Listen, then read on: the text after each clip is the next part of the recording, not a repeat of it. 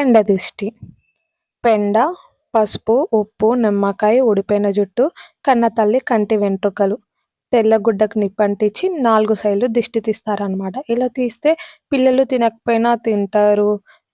ఏడుస్తున్న వాళ్ళు ఏడుపు ఆపుతారు అని చెప్పి నమ్ముతారు. ఈ దిష్టి తీసేటప్పుడు ఎవ్వరు చూడకూడదు అని ఎవ్వరూ లేరనమాట. తీయించుకునే వాళ్ళు, తీసేవాళ్ళే ఉన్నారు.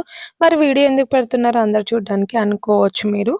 ఇది ఎప్పుడో తీసిన వీడియో. మీకు కూడా మీ పిల్లలకి తీసుకుంటారు అని చెప్పి వీడియో తీశాను. నలుగురికి తెలిస్తే మంచిది కదా! మంచి విషయాలు చెప్పుకోవడం, షేర్ చేసుకోవడం అని. అలా దిష్టి తీసిన తర్వాత పెంట నీళ్ళల్లో అలా బోర్లివ్వాలి.